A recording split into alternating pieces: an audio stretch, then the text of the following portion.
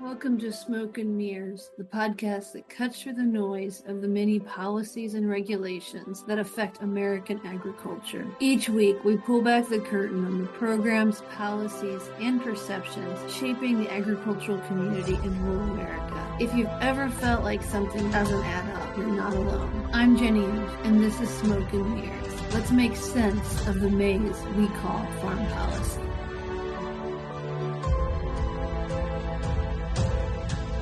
Okay, welcome to Smoke and Mirrors, the podcast where we make sense of agricultural policy.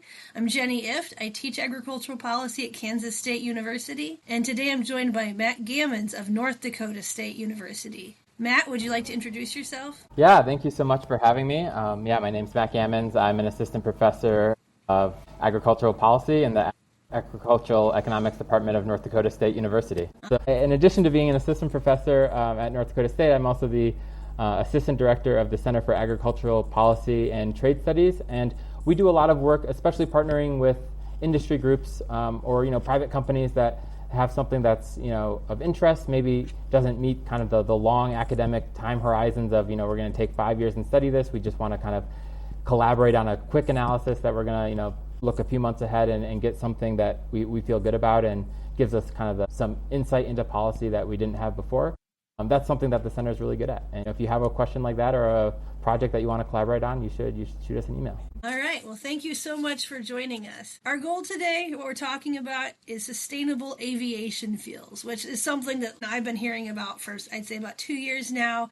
And I am still personally trying to make sense of this. And Matt, I know you've done some work on it, so I'm really looking forward to your perspective. But first of all, what are sustainable aviation fuels? Yeah, so sustainable aviation fuels, or SAF is the acronym, is just any sort of fuel that is non-petroleum based, so a non-fossil source that can replace jet fuel. So something that you can put in an airplane to fly it that isn't coming from a fossil source. So this could be obviously relevant to agriculture biofuels, but there's also other options too for synthetic fuels and power to liquid fuels that kind of meet the same criteria. Yeah, so I did hear the term sustainable aviation fuels once, and I actually thought it was marketing, but it sounds like it's not. Could you talk about that a little bit more?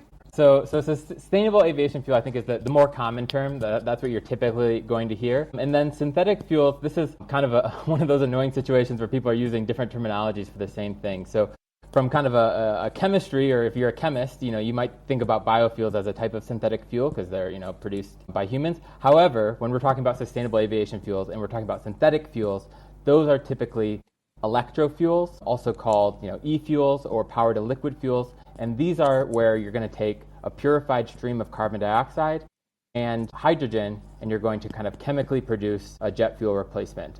So not a biofuel, so made from a different process. And when we start to talk about some of the policies, often they'll have kind of a cap for overall sustainable aviation fuel and then another mandate for specifically these synthetic fuels. Okay.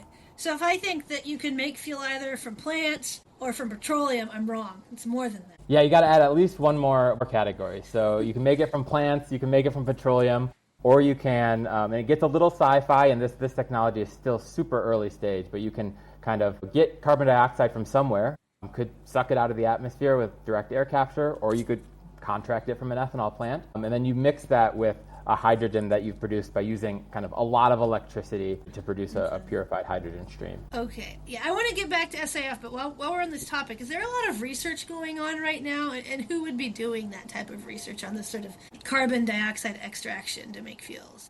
Yeah, so I mean, there's a lot of research kind of on the technical side of all of the technologies that we're talking about. There's definitely kind of like startups that are very excited about specific components of this. The research labs, NREL, Department of Energy, they've done a lot of work on this. And some of these technologies are super like still completely in the research lab phase. Others have pilot scale facilities. So if you talk about something like direct air capture to get carbon dioxide for a synthetic fuel, there's plants that operate. They're just kind of not that big and potentially not very efficient today. Okay, gotcha. So when I think about sustainable aviation fuels, and if I look at it from, say, a farm safety net, farm income, pure farm policy perspective, I think, okay, this is another source of demand for crops that were pretty good, very good at growing in the U.S. So I see it from more of a farm income perspective. And it's probably how a lot of our commodity groups on the crop side would look at it. But could you kind of talk through, as economists, we like to talk about the trade-offs of new policies between different groups. Could you talk about the different groups, all the way from the farm to the petroleum interest, to environmental interest to the aviation industry, and how they would think about this technology? Yeah, definitely. I'll start ticking through, and then if I miss a group, feel free to just insert it in, and I'll do my best. So yeah, on the farm side, I would definitely think about this as like a demand creation strategy. So if you think about this year, right, we're very good at growing crops. It's going to be a huge harvest. Where is all that product going to go? SAF might not, be a big player this year, but if we have another big year, 5, 10, 15 years from now, I think there's hope that, potentially these markets could be a big source of demand, which is going to increase commodity prices and support farm incomes, right? So at least on the row crop side. So I think that's the hope, is that this is kind of a long-term bet in demand creation. So just like we might engage in kind of trade policy to build demand, we might engage in kind of new research and technology and policy to support things like SAF. So on the farm side, yeah, demand creation story. On the airline side, this is more of kind of a regulatory compliance story, right? Especially in Europe, carbon pricing is already in place, right? So if you're any sort of industry in Europe, you need to comply with the Europeans' emissions trading policy. And so you need to track your carbon emissions and then, buy sufficient permits for your carbon emissions. So if you're an airline, airlines produce a lot of carbon emissions. They're very hard to decarbonize. We absolutely do not have electrification paths in the future coming online for airlines the way that, maybe arguably we do for some ground transport. So these are going to be very hard to decarbonize. And so if you want to lower your carbon intensity, if you want to have kind of less carbon emissions associated with your operation, you need to find something other than petroleum fuel sources. So the demand from airlines is kind of induced by regulation or policy, particularly today in the European Union. And looking forward, kind of, I think, concerns that other countries might follow suit. So that's kind of from the airlines' perspective, why they care so much about this, why they're interested in the policy around this, is because it's directly affecting their bottom line. How stringent are these policies going to be? Yeah, petroleum is kind of an interesting category. You might think at first like they're going to be really against SAF, right? Because it's kind of a direct competitor. You're putting in less jet fuel from petroleum sources and more from other sources. It's a direct competitor. They probably wouldn't support it, you might think. But in fact, they're more open to this than you might expect. And the reason for that is because the writing is kind of on the wall, at least with respect to the European Union, that there is going to be carbon pricing, and you're much better off with kind of a slow phase-in, a drop-in fuel that you can mix with petroleum sources and kind of gradually have less and less petroleum and more of another product, rather than kind of something more stringent that might cut airline demand, from day one. So the big petroleum players have been kind of more supportive than you might think. And a lot of these companies have huge biofuel investments too. So, Exxon, Chevron, all these firms have big investments in biofuels. So they'll be big players in kind of any sort of future SAF market, I would imagine. For the environmental groups, I think there's a mixed bag of responses. So, and people, I think you already see some of the attitudes towards biofuels when you look at the renewable fuel standard and US-based biofuel policy. You get mixed responses. So there's some groups that I think are actually quite supportive of biofuel-based fuels as kind of you might think of it as a bridge fuel. They don't necessarily want it to be kind of the go-to answer to decarbonizing aviation forever, but they're fine with it for the next 10, 20, 30 years as kind of a way to get from here to there on other types of clean fuels. So the Environmental Defense Fund, for example, has been kind of very supportive of creating a framework for biofuels to enter the aviation fuel supply. Other groups, they just don't like biofuels, right? This isn't, I don't think this is a shock to people who follow the biofuels. They're concerned about land use change. They're concerned about kind of food versus fuel debates, and they just don't support it. They might call it greenwashing or something else. So it's a mixed bag within environmental groups. Kind of depends on who you're talking to. Right. That makes sense. Yeah, one thing I've noticed, I guess, with the sort of the debate around ethanol, corn-based ethanol in the U.S., is that the sort of the ag and petroleum interests, that they used to kind of be on opposite sides, and they're really not anymore. So that's been interesting to watch how that. I don't know that I totally understand why that happened, but that's absolutely my impression too, is that increasingly they're finding ways to align. And I guess part of that is that, if you're a big petroleum company, new policies that kind of track carbon and engage with carbon management, like that that's not bad for you, right? That's something that you have a lot of expertise in. You have a lot of assets kind of allocated for that. So there might be some stranded assets with a move away from fossil, but there's also kind of opportunities, I think, for these players that have a lot of technical expertise. Yeah, absolutely. Absolutely. And we talked about demand creation. I don't actually know if I've seen this. In terms of the size of the market for sustainable aviation fuels, is it, we say something like 1 in 3 acres of corn goes into ethanol today. Is this market comparable to that? Is it less than that? Is there some idea? It doesn't have to be corn, obviously, but is there some idea of how big this could be? Yeah, so it really depends, I think, on how big that you think is kind of feasible. So, and I guess to give a more concrete idea, if we replaced all of aviation jet fuel with agricultural bio-based SAF, that's like all of the agricultural acres in the U.S. would go into that. So I have napkin math here. So if it was 100% with kind of a corn-based alcohol to jet, that's kind of one technology that you can use to create kind of refined corn ethanol into something that can be used in jets. That's 38 million acres. So if you think about, right now, they're around roughly 90 million acres of corn. So that's a third. Soybeans, the numbers look even crazier. You could soak up all of the soybean land in the U.S. producing for the SAF market. Okay. But it's not going to be 100%, right? It's not going to be 100% right. of the U.S. jet fuel coming from biofuels. It's going to be a portion as kind of a way to get to either more advanced biofuel technologies that are cellulosic or to some of these synthetic fuels. So if you talk about 15%, then you're talking about, 5 million acres corn, 36 million acres soy. That's a big potential source of demand that still is at least kind of in the realm of what you could imagine being feasible, although it's still a lot of land that. Yeah, right. And my understanding is that the technology isn't quite there. Plants has to be retrofitted. It's not something you can just do quickly. Yeah, so I think this really kind of depends on what pathway that you're talking about. It's called kind of a HEFA is the acronym, and I always mess it up. It's hydroprocess esters and fatty acids.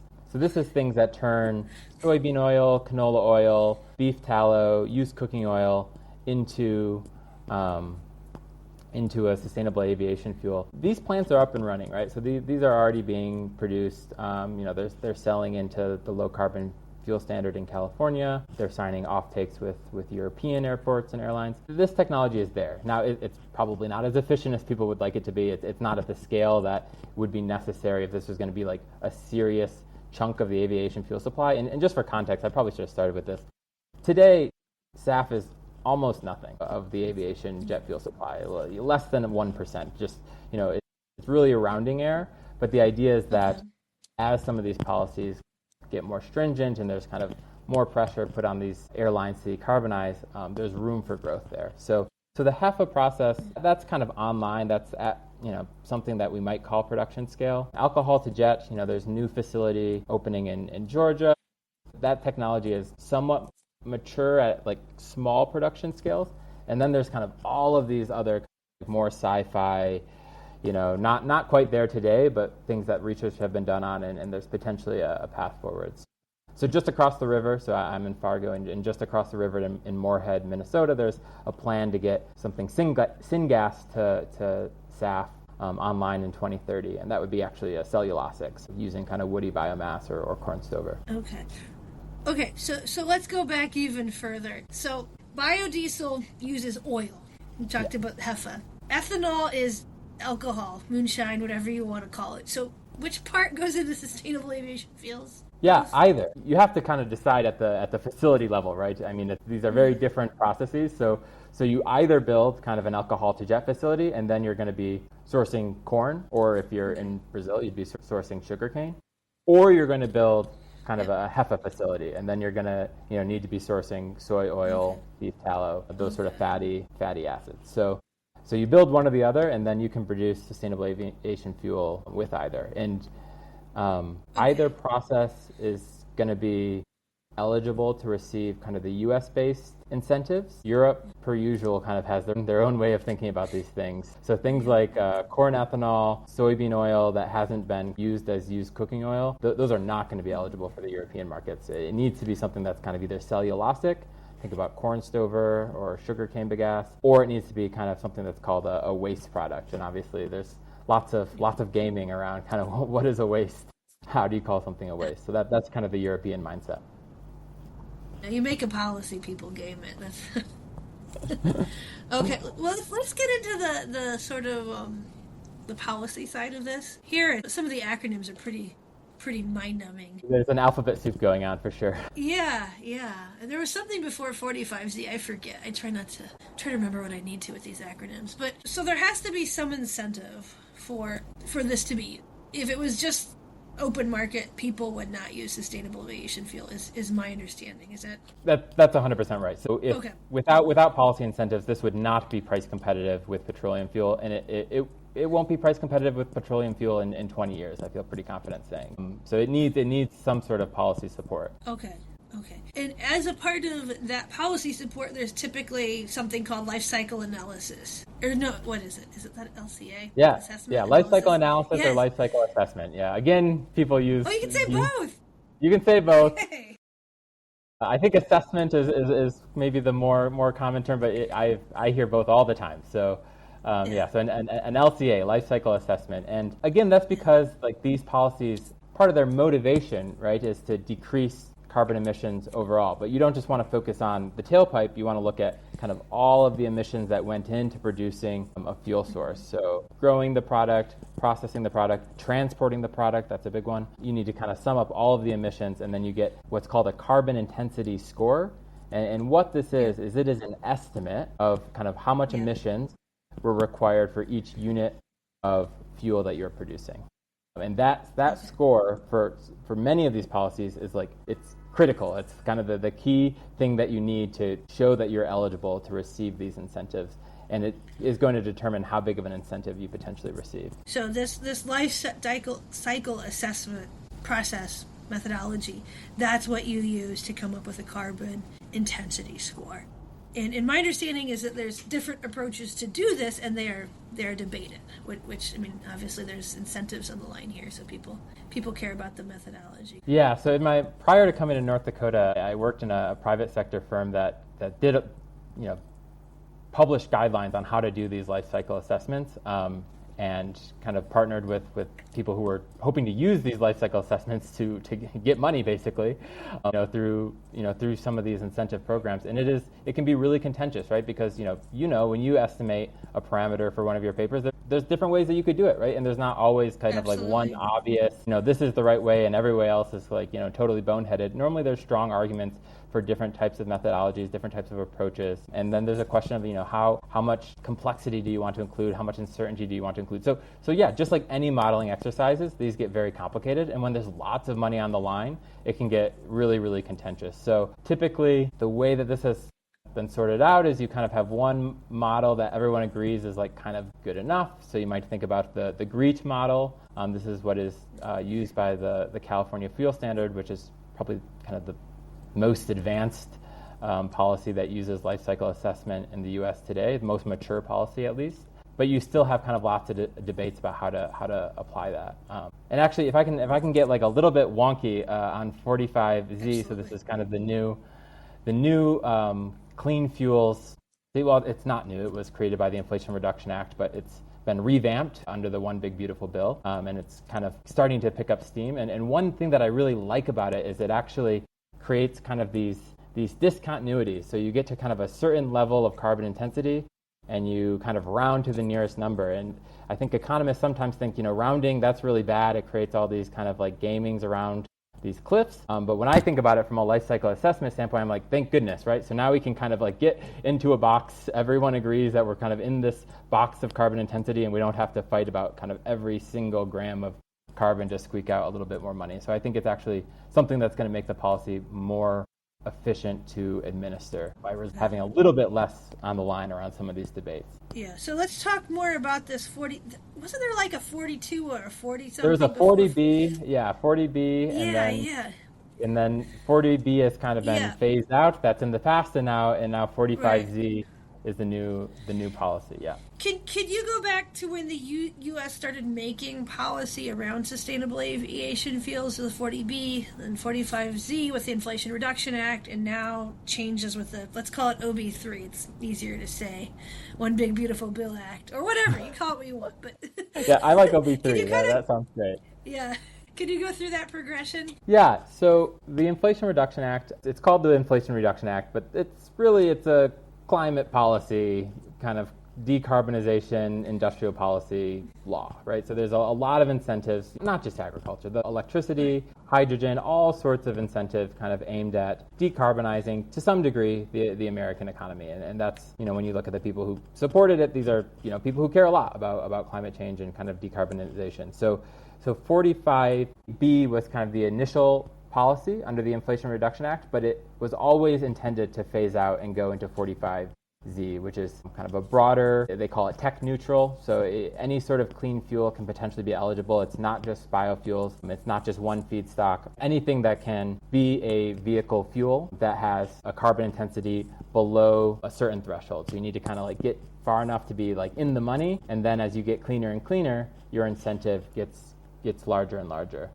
So that was kind of put in place by the Inflation Reduction Act. Originally would have been phased out by 2027, which obviously doesn't really leave any time to kind of think about potential future investments in major facilities or spending a lot of capital expenditures on building new things. OB3 extended that by 2 years, kind of to signal that this is something that has somewhat bipartisan support and that this is going to be something that's funded going forward, and kind of tweak the programs in a few important ways that we can talk more about. Okay. All right. So can we get into some more specifically what the incentive is and who it's for? Yeah. So 45Z, again, this is kind of the clean fuels policy. This is a tax credit that you can claim if you produce any type of clean fuel. So not just sustainable aviation fuel. So this can be ethanol if it meets a certain low enough carbon intensity. This can be renewable diesel, any sort of clean fuel. If you want to claim this tax credit, you have to conduct your life cycle assessment, kind of using guidelines that Treasury are, as we speak, hopefully, working on finalizing and publishing. So we have some preliminary stuff, but we don't have kind of the final nitty-gritty of every component. But you'll use kind of Treasury Department's guidelines on how to conduct this LCA. You'll conduct this LCA probably contracting with a third-party verifier.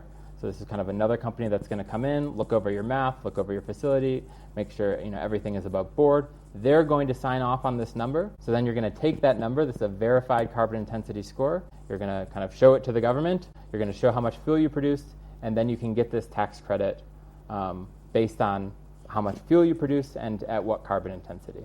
So the most that you could ever get is $1 per gallon, but no one's going to be getting that, right? Because your fuel has to be basically totally clean. You would have to do tons and tons of stuff to get your carbon intensity score that low. But you'll get kind of some portion of that. Okay. And that goes to the fuel producers or the refiners? That goes to the fuel producers themselves, and then there's obviously lots of debates about, okay, well, if I'm supplying, this low carbon corn, I do all these kind of good practices on my farm, and I have them verified, I should get a slice of that. And I think, today we're just at this remains to be seen, kind of who will get what slice of what, but the initial payment goes to the producer, and then kind of how do they use that money to get their carbon intensity score even lower through contracting is kind of the ball's in their court there. Right. So we have not seen this yet. We have not seen fuel processors have a contract or relationship with farmers who are getting them the scores that they need, at least for that part of the LCA. Yeah, because the climate smart side of things, so the climate smart kind of farm practices, that guidance is still being developed, so we haven't seen that done at any sort of major scale yet. So that's still kind of remaining to be seen. Yeah. Okay. So this really is the frontier. And so the Treasury is coming up with guidelines. Do you think they'll be based on GREET? Does anybody know anything about that? I mean, I'm always hesitant to make a strong forecast, but yeah, they'll be based on GREET in some way. So it'll be something. I mean, GREET is the workhorse model. I think they might tweak it in some ways, but GREET's going to continue to be very important. I guess, one point I want to make too is that, 45Z is the new policy, super important for biofuels in the U.S., obviously. But the low carbon fuel standard in California is still probably the biggest dollar incentive for U.S. SAF production. So if you can make SAF and you can get it to California and you can get yourself into that market, they're going to pay out probably more per gallon than 45Z is. So 5 years ago, low carbon fuel standard was, definitely the most important policy. Today, it's probably kind of neck and neck from a SAF producer standpoint of 45Z and the low carbon fuel standard. So do you have an idea of how those LCFS standards get back to the producer at all, or is it more indirect to the farmer? That's a good question. So there's been, I know some kind of like very recent, I just was looking at a working paper looking at kind of how this trickled through the ethanol market, so not SAF specifically, and showing that basically because there's a higher willingness to pay, this is by Andrew Swanson at Montana State, his paper, but yeah, there has been kind of flow through of these premiums from the California markets to corn prices, but they're spatially heterogeneous, and they're not huge, right? And there's never going to be a silver bullet for farming, right? So every little bit helps, but small flow through. Right. So let's assume that the Treasury comes up with something that's not completely different from what we've seen before, and so then sort of ethanol, biodiesel, other fuel producers have an incentive to do this LCA to take into account what's happening on the farm and potentially provide some incentive for producers. So does this mean like that farms that want to get into this market or benefit from it more have to do their own LCA or get verified?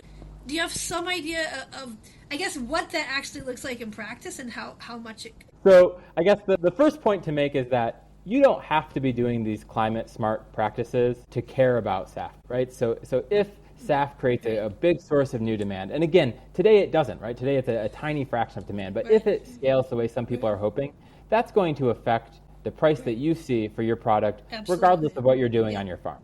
So that's kind of like point number one is like, you don't have to care or be interested or be verifying anything on your climate smart side of things in order to potentially benefit from a strong SAF market. So that's point one. However, a strong SAF market where you're having kind of a price of carbon in the fuel supply chain, specifically, I mean, ethanol is kind of going to do this first because it's the most mature today, but down the line, other products, you're going to have to, I mean, it depends a little bit on how Treasury implements this, but most likely you're going to have to get someone to do kind of, it's called another acronym, MRV, so monitoring, reporting, and verification.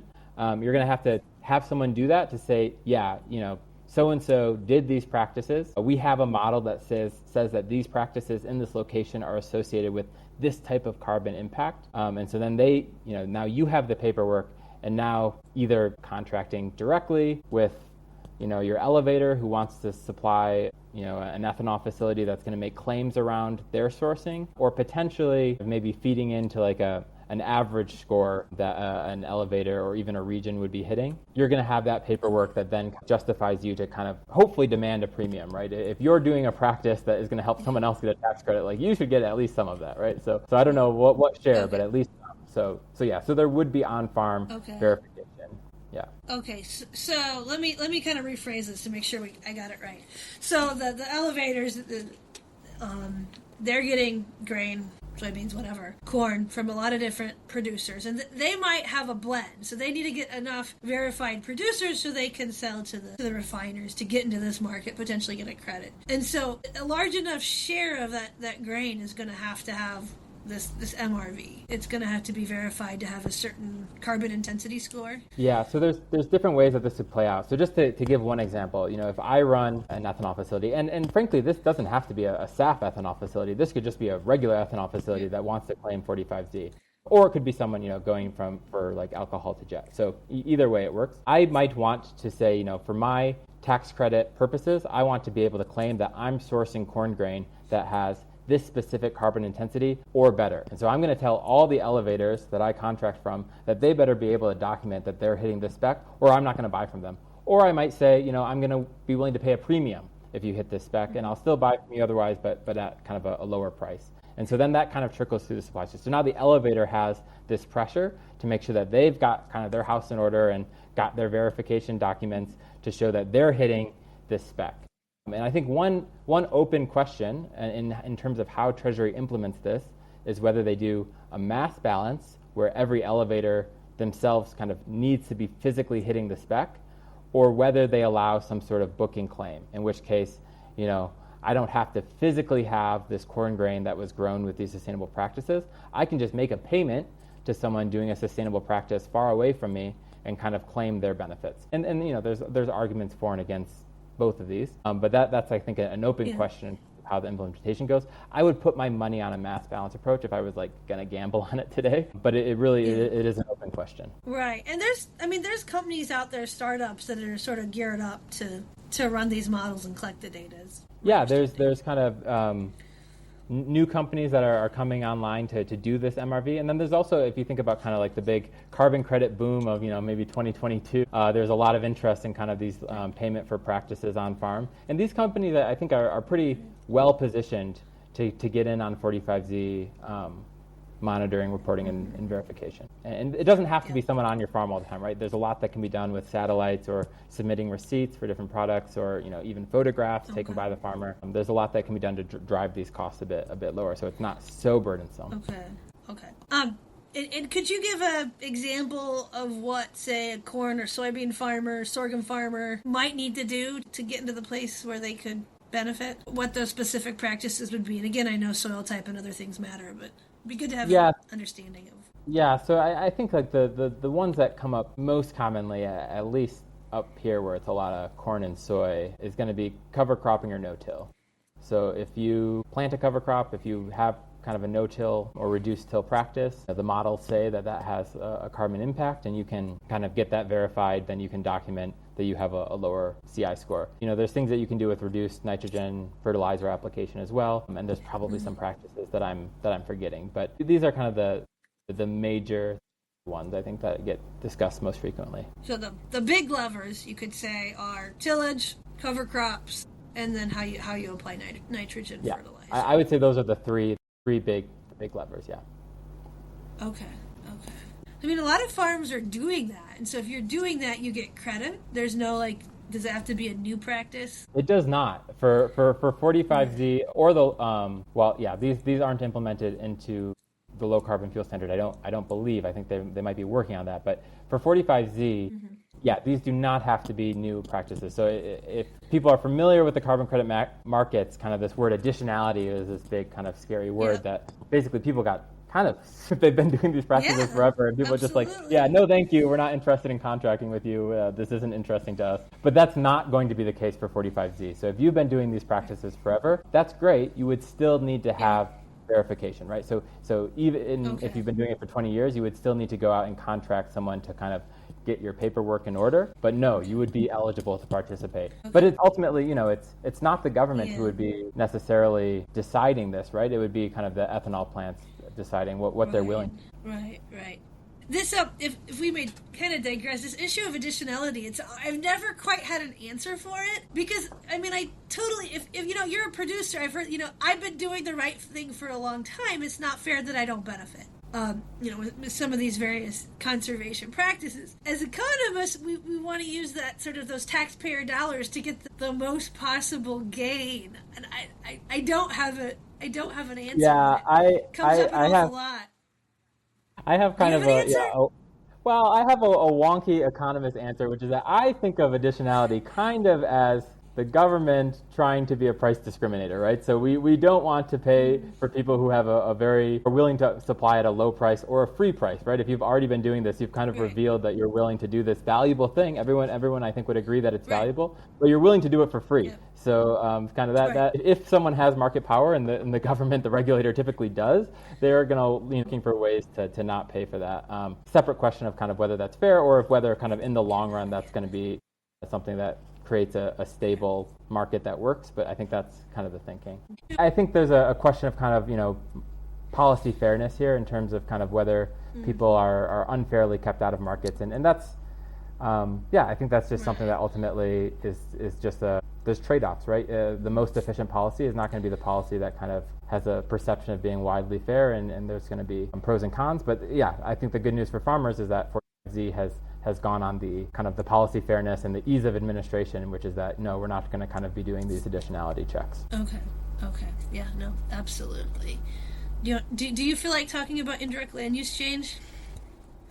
Yeah, I'm willing to stick my my foot in my mouth on that one. So, what's Well, I mean, it was before there was a debate whether this should be included in life cycle assessment in these models, and then it looks like we're not allowed to do it anymore in the U.S. So this was a big change in OB3's kind of revamped 45Z clean fuels policy, is removing these indirect land use change. So the argument for an indirect land use change within a life cycle assessment is, hey, if you create incentives to plant more corn or to grow more corn, that is going to kind of maybe have policy implications outside of directly where you're regulating, right? So if the price of corn goes up because of, new policies, that might motivate, farmers in Brazil or China or anywhere else to maybe grow a bit more corn. And I think especially in Brazil, there's a concern that this might have a bad carbon impact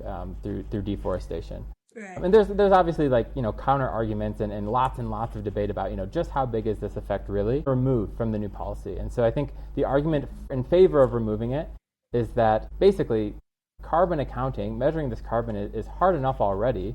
But we don't need to do things that are very model based and very, very imprecise. We're talking about estimates that can easily jump by 5x just with kind of like one tweak of the model. And so just removing it totally might make things simpler or at least maybe more fair is kind of the argument. So it also has the impact of basically it just increases the credit rate that you're getting. So it effectively just makes the subsidy larger. So you could have a policy, I think, that's almost identical that has indirect land use change and just has a lower subsidy rate, and it would in practice be quite similar.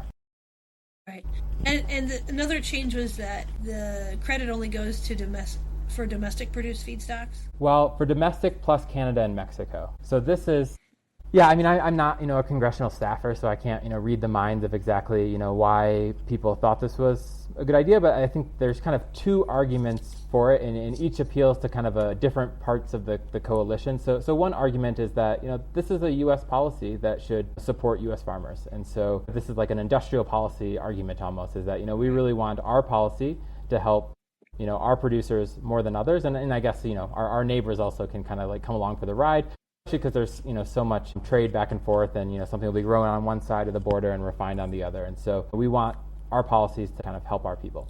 So that's one argument for restricting to simply domestic feedstocks. And then another argument is that it's much harder to kind of monitor for fraud or kind of like shady stuff in other jurisdictions potentially. So the big one here is kind of palm oil grown in Indonesia that gets passed off as used cooking oil that, was it really used? Was it used as much as it should have been? And there's kind of concerns about that. So you have kind of this coalition between, U.S. ag interests and then environmentalists who really hate palm oil. And together, they kind of got aligned on this version of the policy. But I do think it's important to note that the low carbon fuel standard in California does not have this restriction. So there will continue to be used cooking oil from Asia coming to the U.S. to go into that market. And then I think, what happens with backfill, picking up the slack, if things are diverted from there, can soybean oil then find a replacement use there?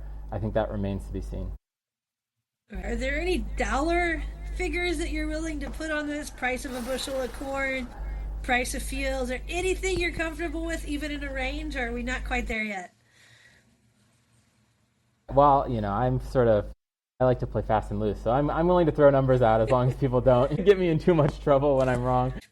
Yeah, I'll try and just do some ballpark. So I think it's certainly easier to look at kind of what the policies might mean looking at a per gallon of fuel standpoint rather than per bushel, because there's so much that we don't know about what the pass-through rate is going to be, and it's going to be dependent on the technology, and it's going to be dependent on really niche specifics, right? Like, are you close enough to the O'Hare airport that, you can get your stuff produced and then shipped there? That's a question. So at the per gallon level, I think for like a typical kind of HEFA process, so using soybean oil, using beef tallow to make sustainable aviation fuel, we're looking at, 30 cents to 50 cents a gallon if you can get it into the California market, and then another 30 cents from 45Z.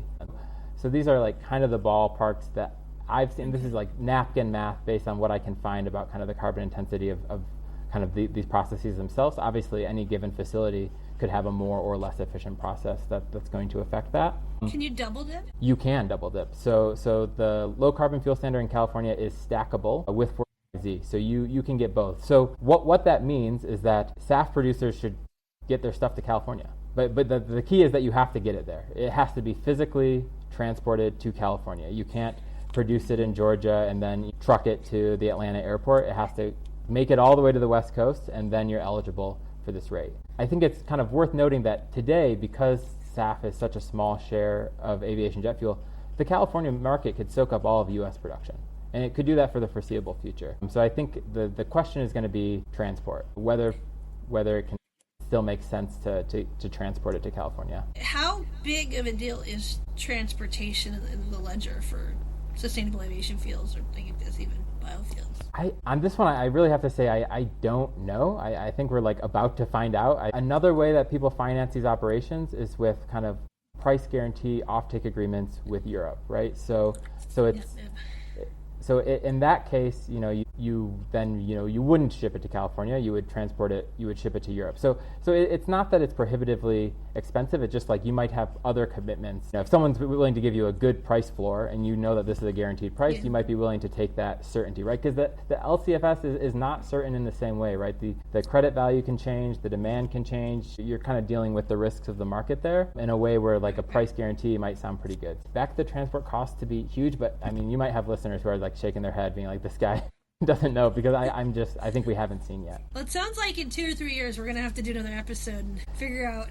Yeah, I think we've kind of done a good job focusing on the near term, and specifically I feel good about kind of the conversation we've had around 45Z, but there's a lot of longer term debates, and we could talk a lot more about Europe and kind of their volume mandates, and they're definitely kind of turning the screws on their airlines a lot tighter than the US has shown a willingness to do. And so I think if things go the way that they're planning, and you're talking about 15% of SAF by 2035, that's a very different marketplace. It's going to have trickle-through effects to the U.S. for sure. We'll definitely have to follow up. Is there anything else you thought we should have talked about? No, we hit the big ones. Life cycle assessment, very controversial, can cause a lot of fighting. I think that's important for people to keep in mind, is that, you're not just selling a fuel, you're selling a CI score. So that's a takeaway point. Right.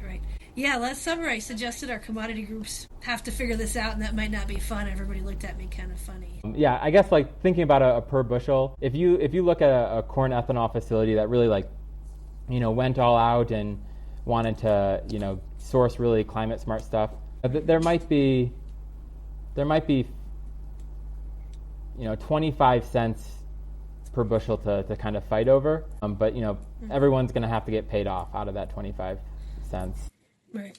And so it kind of depends on who's doing the legwork and who has market power in a particular region. So, right. But that's that's real money. That's 25 cents a bushel is nothing to sneeze especially at. these days. Right.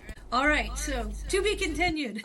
So we're going to end with 2 questions I like to ask people. One, if there's one policy, farm ag policy, you could change, what could it be? Other one is what would you like people to know about what you do that you think they might not be aware of? Yeah, on the ag policy piece, I think my answer is that I think kind of simplicity might be a bit underrated in how environmental programs are administered. So I get that people really want accurate accounting. They want to have good data verification, and certainly fraud prevention. Totally supportive of that.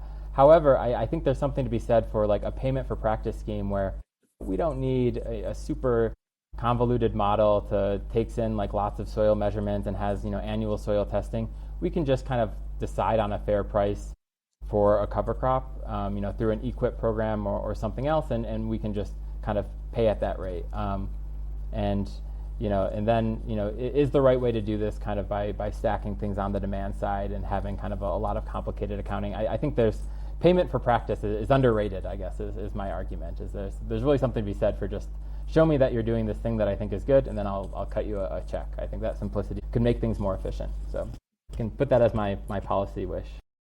That's a good one. I hear about simplicity a lot, or the lack thereof. Yeah, and this is really something that, working for a year and a half in the private sector, I kind of had a hiatus from academia. That you really see how much, the models that people want to implement, they face a lot of challenges in implementation that, you should be willing to make some trade-offs for simplicity, I think, to actually get things off the ground. Absolutely. In terms of my work, when people think about climate change and agriculture, which is an area that I've worked a lot in, both on the impact side, kind of what will shifts in climate and weather mean for agriculture producers, and then on kind of, how can agriculture, be a part of the solution. I guess I'll advocate a bit for keeping those separate in our heads. I think there's a tendency to be like, we're doing these things and then it's going to make the weather better, and that's kind of confusing. I think agriculture is just one small piece of carbon emissions. It's not the major piece. That's going to be fossil fuels. So I think kind of whatever we're doing to adapt to climate changes and to make ourselves more resilient to weather, I would kind of keep that separate from thinking about how can we have biofuel policy and sustainable practices on farm that we think kind of supports the outcomes we want, whether that's a climate outcome or water quality or air quality or kind of any other environmental thing that people are concerned about. Right. Makes sense. All right. Well, thank you so much for joining us. Thank you so much for having me on. This has been fantastic. Thanks for joining us on this episode of Smoke and Mirrors. If today made you think or see things a little differently, share it with someone who appreciates cutting through the noise. Don't forget to subscribe, rate, and leave a review wherever you get your podcasts. Thanks for spending part of the day with us. Until next time, keep asking what matters.